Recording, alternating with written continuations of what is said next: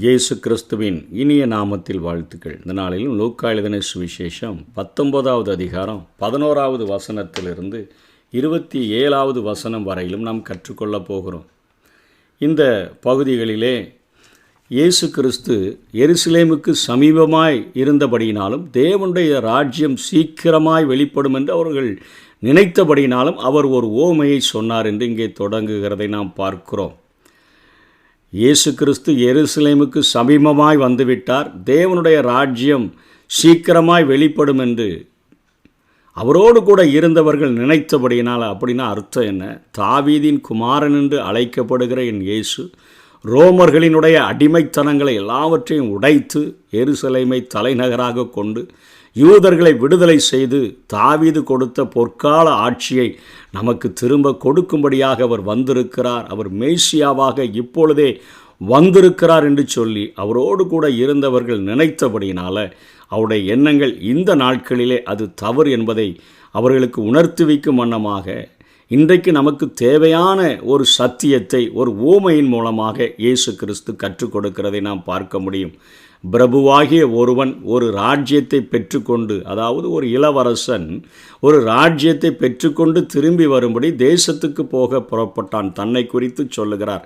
இந்த உலகம் முழுவதின் ஆளுகையையும் இயேசு திரும்ப வரும்பொழுது அவர் பெற்றுக்கொண்டு ஆளும்படியாக அவர் பரலோக ராஜ்யத்திற்கு செல்லுகிறதை குறித்து பேசுகிறார். புறப்படும் பொழுது அவன் தன் ஊழியக்காரரில் 10 பேரை அழைத்து அவர்களிடத்தில் 10 ராத்தல் திரவியம் கொடுத்து, நான் திரும்பி வரும்பளவும் இதை கொண்டு வியாபாரம் பண்ணுங்கள் என்று சொன்னான். புறப்படும் பொழுது என்று சொன்னால் இயேசு கிறிஸ்து இந்த உலகத்தை விட்டு புறப்பட்டு போகும் பொழுது தன்னுடைய ஊழியக்காரரில் தன்னோடு கூட பின்பற்றும்படியாய் வந்த சீஷர்களில் ஒரு 10 பேரை அழைத்து என்பது போல காரியத்தை இங்கே சொல்லுகிறார். அவர்களிடத்தில் 10 ராத்தல் திரவியம் கொடுத்து, மத்தேயு 25வது அதிகாரத்தில் வித்தியாசமான தாளந்துகள் கொடுக்கப்படுகிற, ஒருவனுக்கு 5, ஒருவனுக்கு 2, ஒருவனுக்கு 1. ஆனால் இங்கே 10 பேரை அழைத்து அவர்களிடத்தில் 10 ராத்தல் திரவியம் கொடுத்து என்று சொன்னால் ஒரு 3 மாத சம்பளம், கிரேக்கத்திலே அதை மினா என்று சொல்லி அழைக்கிறார்கள், அந்த அளவிற்கு பணத்தை கொடுத்து தன்னுடைய வியாபாரத்தை செய்யும்படியாக அங்கே அவர் கட்டளை கொடுத்து செல்லுகிறதை பார்க்கிறோம். அவனுடைய ஊரார் அவனை பகைத்து, இவன் எங்கள் மேல் ராஜமாய் இருக்கிறது எங்களுக்கு மனதில்லை என்று சொல்லும்படி அவன் பின்னே ஸ்தானாபதிகளை அனுப்பினார்கள். இது யூதர்களை குறித்து சொல்லுகிறது. அவனுடைய ஊரார், அவருடைய சொந்த ஜனங்கள், இயேசுவை பின்பற்றாதவர்கள், இயேசுவை குற்றம் கண்டுபிடிக்கும்படியாய் அலைந்து கொண்டிருந்தவர்கள் இவரை பகைத்து, இவன் எங்கள் மேல் ராஜாவாய் இருக்கிறது எங்களுக்கு மனதில்லை என்று சொல்லும்படி ஸ்தானாபதிகளை அனுப்பினார்கள் என்று சொன்னால் பிலாத்துவினிடத்திலேயே நாம் பார்க்கிறோம்.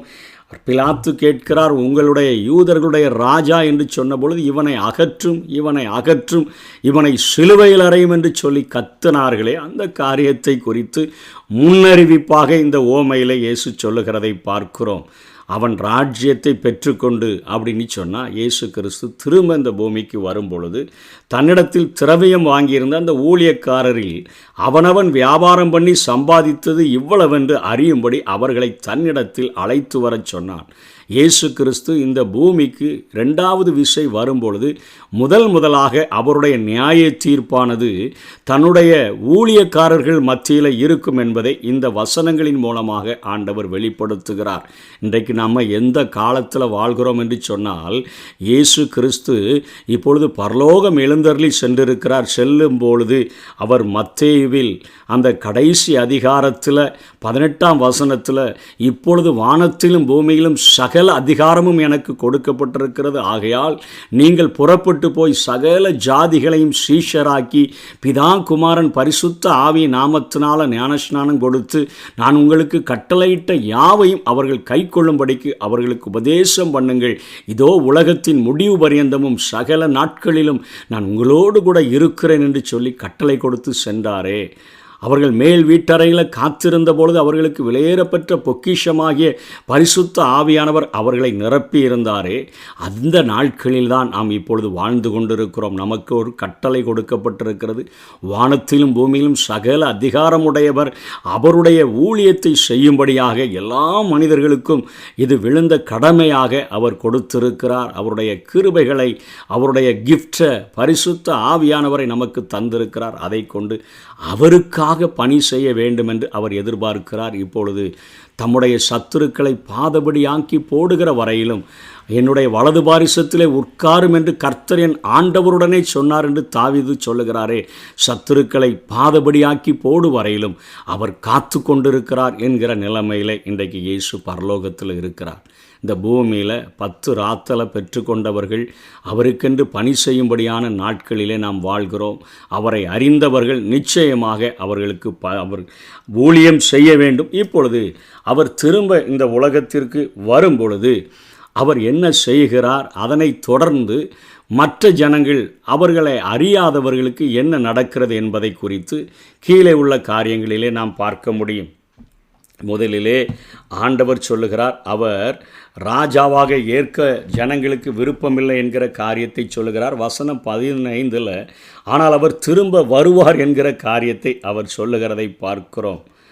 யோவான் 19ஆம் அதிகாரத்தில் நம்ம பார்க்கிறோம். 13ஆம் வசனத்தில் இருந்து 16வது வசனம் வரையிலும் நாம் பார்த்தோம் என்று சொன்னால், யோவான் 19வது அதிகாரத்தில் 13வது வசனத்திலிருந்து நாம் கற்றுக்கொள்ளக்கூடிய காரியம் என்ன? பிலாத்து இந்த வார்த்தைகளை கேட்டபொழுது இயேசுவை வெளியே அழைத்து வந்து தலைவரிசைப்படுத்தின மேடை என்றும் எபிரேய பாஷையிலே கபத்தா என்று சொல்லப்பட்ட இடத்திலே நியாயாசனத்தின் மேலே உட்கார்ந்தார். அந்த நாள் பஸ்காவுக்கு ஆயத்த நாளும் ஏறக்குறைய 6 மணி நேரமுமாக இருந்தது. அப்பொழுது அவன் யூதர்களை நோக்கி, இதோ உங்கள் ராஜா என்றான். அவர்கள் இவனை அகற்றும் சிலுவையில் அறையும் என்று சத்தமிட்டார்கள் என்று சொல்லி நம்ம பார்க்கிறோம். அவரை வெறுத்ததை குறித்து இந்த காரியத்தை பார்க்கிறோம். புறப்படுகிற பொழுது 10 ராத்தலை கொடுத்து அவர் கடந்து சென்ற காரியங்கள் சொல்லப்பட்டிருக்கிறது. ஆண்டவராகிய இயேசு கிறிஸ்து இந்த உலகத்தில் எல்லா அதிகாரத்தையும் அவர் பெற்றிருக்கிறார். இவர்கள் தான் வேண்டான்னு சொல்கிறார்கள். ஏரோது காற்பங்கு தேசாதிபதியாகிய ஏரோது அங்கே ரோமர்களிடத்தில் போய்த்தான் அந்த அதிகாரத்தை பெற வேண்டும்.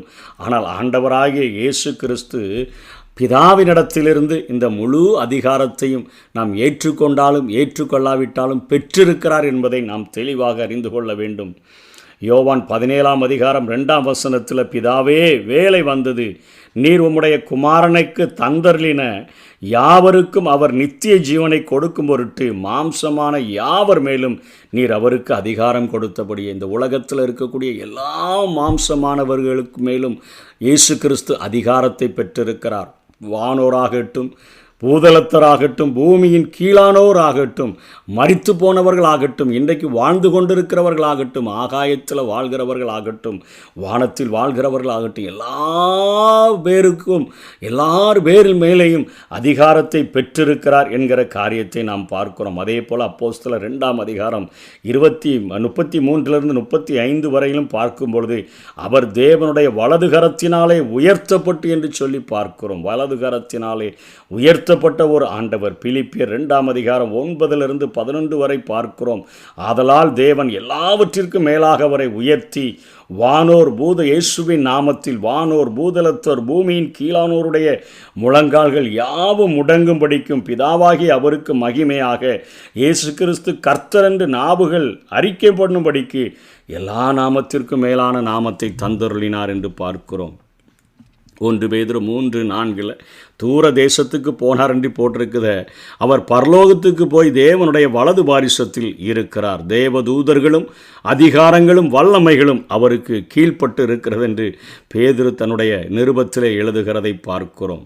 ஏற்ற சமயத்தில் இயேசு கிறிஸ்து திரும்ப வருவார். மனுஷகுமாரன் தம்முடைய பிதாவின் மகிமை பொருந்தினவராய் தம்முடைய தூதரோடு கூட வருவார் என்று மத்தேயு 16:27 பார்க்கிறோம். அப்பொழுது அவன் கிரியைகளுக்கு அவனுக்கு தக்கதாக பலனளிப்பார் என்று பார்க்கிறோம். முதல்ல 10 ராத்தல் கொடுத்தார, கிருபைகளை கொடுத்தார, வரங்களை கொடுத்தார, ஊழியங்களை கொடுத்தார. அவர்கள் எப்படி ஊழியம் செய்திருக்கிறார்கள் என்கிற காரியத்தை குறித்துத்தான் இங்கே எழுதியிருக்கிறதை பார்க்கிறோம். கிறிஸ்துவினுடைய வேலைக்காரர்கள் என்றால் அவருடைய ஊழியக்காரர்கள், அவரை விசுவாசிக்கிறதாக கூறுகிறவர்கள் மத்தியில் ஆண்டவர் வருகிறார். ரோமர் 6ஆம் அதிகாரம் 22ஆம் வசனத்தில், இப்பொழுது நீங்கள் பாவத்தினின்று விடுதலையாக்கப்பட்டு தேவனுக்கு அடிமைகளானதினால் பரிசுத்தமாகுதல் உங்களுக்கு கிடைக்கும் பலன் முடிவோ நித்திய ஜீவன் என்று சொல்லி பார்க்கிறோம். மத்தேயு 25ஆம் அதிகாரத்தில் உள்ள ஓமையில் வித்தியாசமான காரியங்கள் கொடுக்கப்பட்டிருக்கிறது. ஆனால் எல்லா விதத்திலும் உண்மைத்தன்மையானது சோதிக்கப்படுகிறதை பார்க்கிறோம்.